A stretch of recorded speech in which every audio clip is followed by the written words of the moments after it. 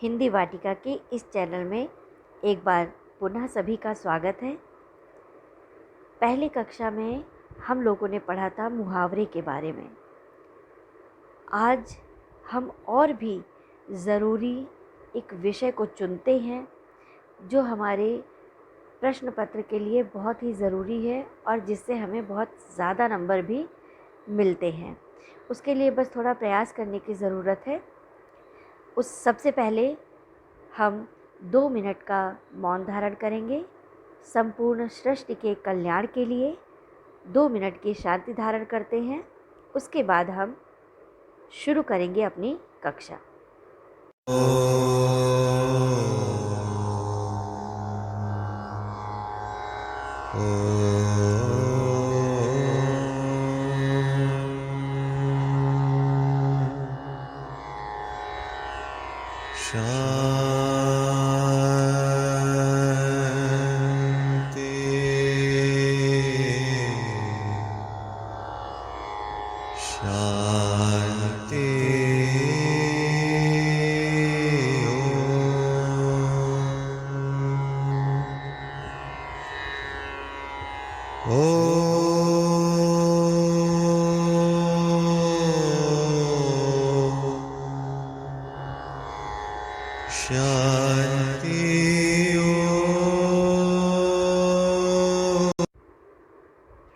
चलिए शुरू करते हैं आज की कक्षा। आज हमने जो विषय चुना है बच्चों, वो है निबंध या दीर्घ उत्तर लिखना। छोटी छोटी चीज़ें आप लोग आसानी से लिख लेते हैं, आप लोग याद भी कर लेते हैं।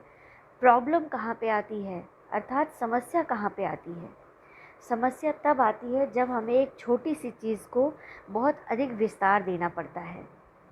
तब हमारे सामने समस्या खड़ी होती है कि आखिर हम कैसे इस चीज़ को कितना डिटेल हम कर पाएंगे, क्योंकि हर चीज़ की एक लिमिट, एक सीमा होती है।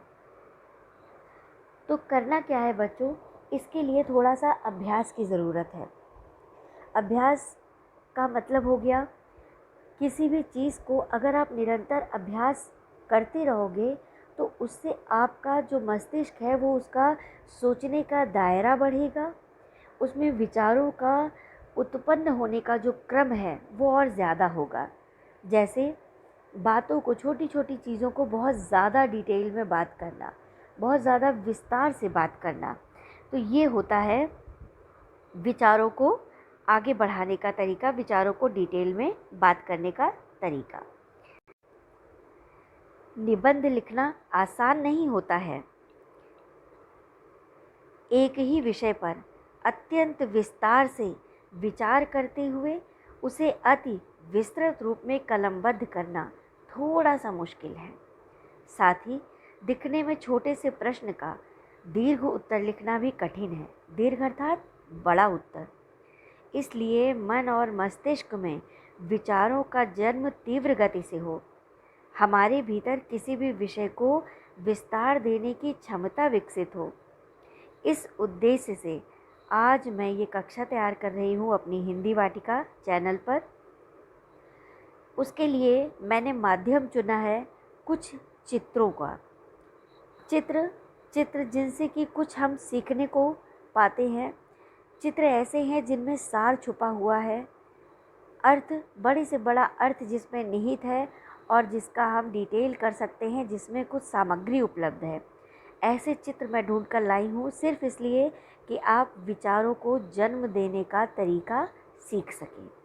तो ये बच्चों आपके लिए आगे बहुत अच्छा अनुभव सिद्ध हो सकता है, आपके लिए बहुत सहायक सिद्ध हो सकता है।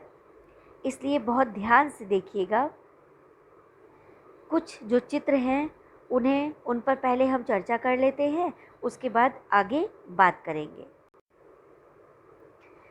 जैसा आप देख पा रहे हैं स्क्रीन पर, कर्मा अर्थात हमारे कर्म। बीच में एक व्यक्ति बैठा हुआ है, चारों तरफ उसके एक गोला बना हुआ है। एक तरफ उसने जो दिया है वही पूरा सर्किल क्रॉस करते हुए, घूमते हुए उस तक वापस आएगा। तो यही हमारे कर्म हैं। What you give comes back to you। मतलब जो आप दूसरों को देते हैं जो आप हमेशा सबको देते हैं, आपके पास वापस लौटकर वही चीज़ आएगी। अब ये तो हो गया इसका अर्थ। अब इसका डिटेल करना हो बच्चों, तो मेरी समझ से ये एक ऐसा विषय है जिस पे हमारे मस्तिष्क में अनेकों विचार शीघ्रता से उत्पन्न होने लगते हैं।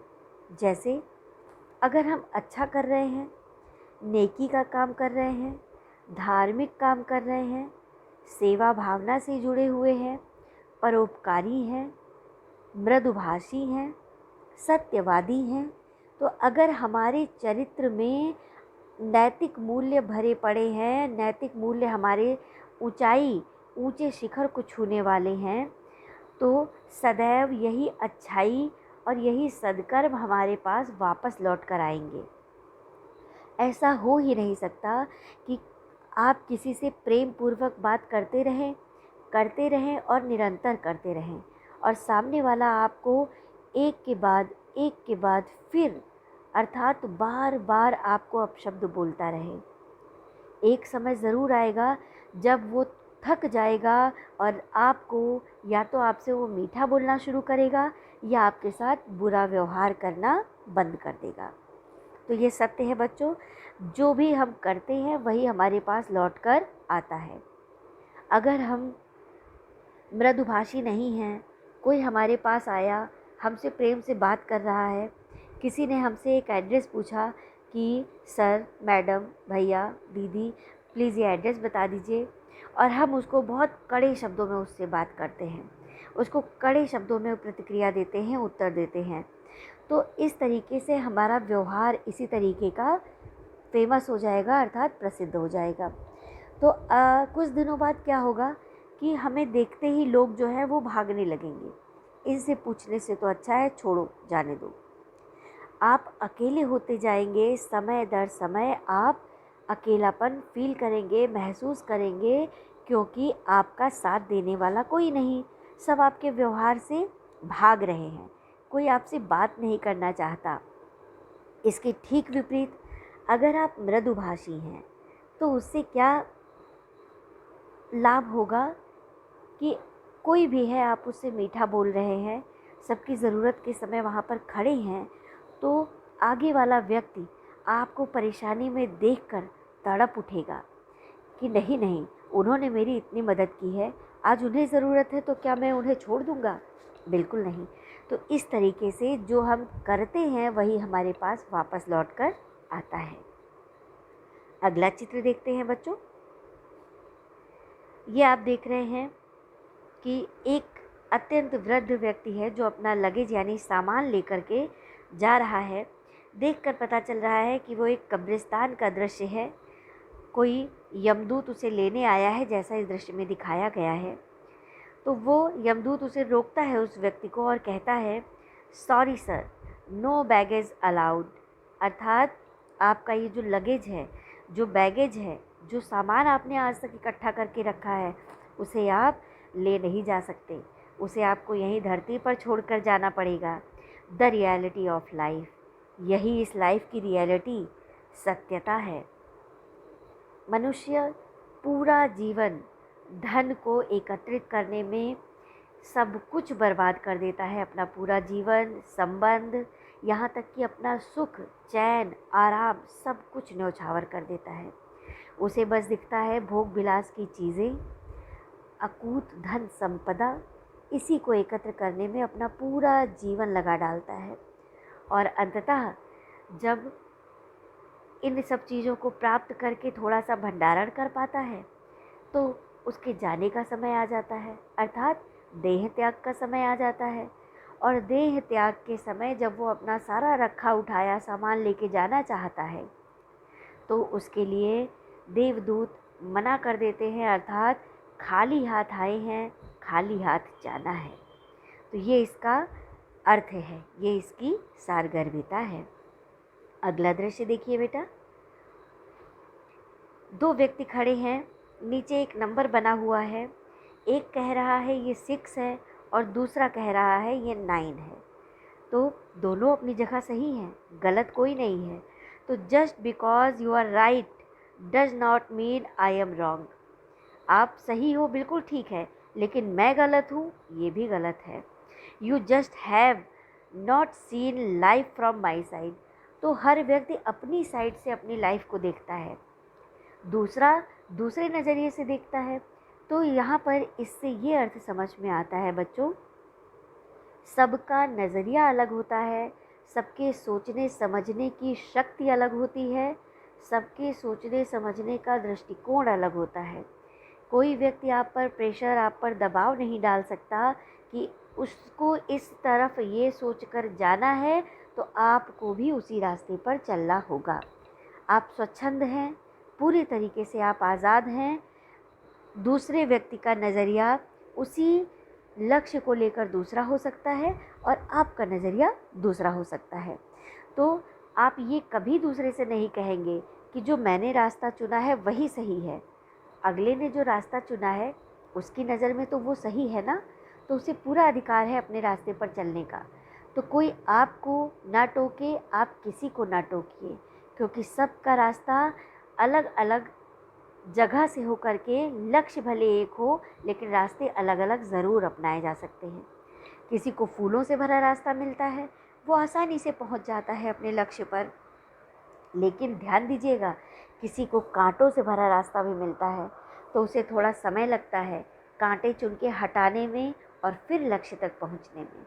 तो ये हम किसी भी तरीके से पहुँचे, लक्ष्य अवश्य हमारे एक हो सकता है, किंतु हमारी राहें ज़रूर अलग हो सकती हैं। इसलिए हम सही हैं, अगला गलत है, ये सोच कभी मत रखिए। सबको अपने अपने नज़रिए से काम करने दीजिए। अब ये एक चित्र आपके सामने और है बच्चों।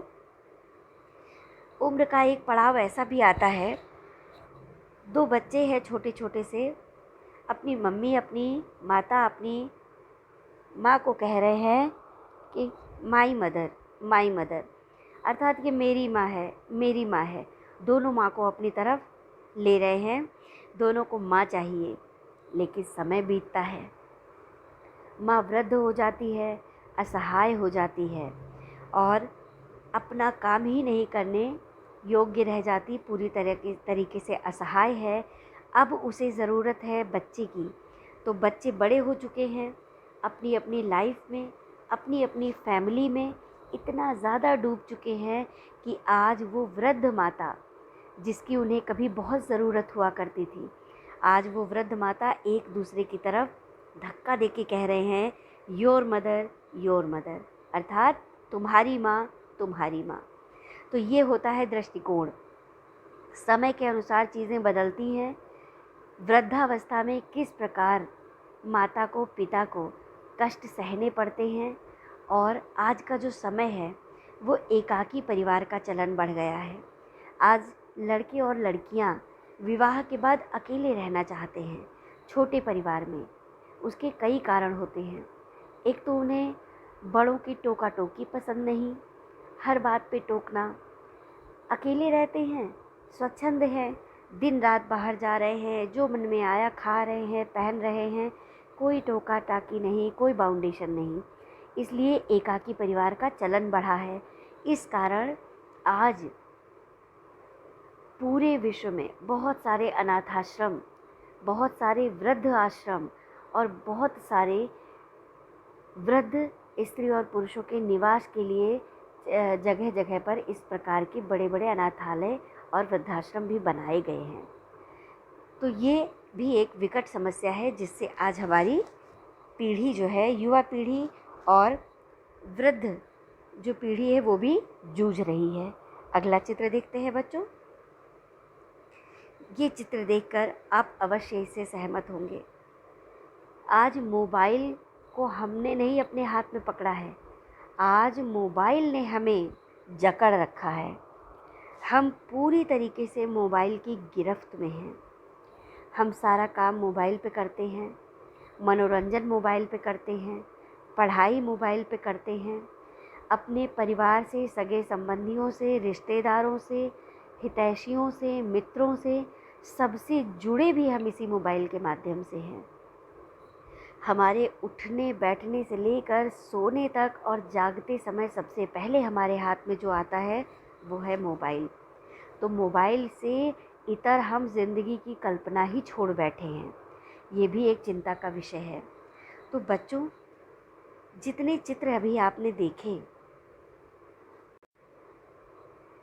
जितने चित्र आपने अभी देखे हैं, उन सभी चित्रों को आधार बनाइए और जैसे हम लोगों ने चर्चा की है, किस तरह विषय को विस्तार देते हैं और किसे कहाँ पर ले जाकर जोड़ते हैं, छोड़ते हैं, तो उस तरीके से आप लिखने का अभ्यास कीजिए। इन पांचों चित्रों में से जो भी चित्र आपको सबसे अधिक पसंद आया हो, उस चित्र को चुनिए, उसे एक अच्छा सा शीर्षक दीजिए और उस पर एक अनुच्छेद, एक पैरा, एक कहानी या एक निबंध आप लिख करके उसे प्रैक्टिस कीजिए, अभ्यास कीजिए। और आप चाहें तो आप मुझे भी भेजिए, मैं भी देखकर आपको ज़रूर जवाब दूंगी। इससे आपका अभ्यास हो जाएगा, आपकी लेखन शक्ति बढ़ेगी। इसलिए कभी भी आपको कोई भी ऐसी मोटिवेशनल चीज़ दिखाई देती है, चाहे वो चित्र हो, चाहे वो मूवी हो, चाहे वो कोई सीरियल हो, चाहे घर में कोई घटना घटी हो, आप उसे कलमबद्ध करने की एक आदत डालिए। आप उसे निरंतर अगर लिखना प्रारंभ करते रहेंगे तो आपकी लेखन शक्ति बढ़ेगी और आप छोटी छोटी चीज़ों को बड़ा रूप, बड़ा आकार दे पाएंगे। तो ये आपके लिए बहुत सहायक सिद्ध होगा। तो आज की वीडियो में बस इतना ही। आगे फिर नए वीडियो के साथ मिलते हैं। धन्यवाद। Thank you.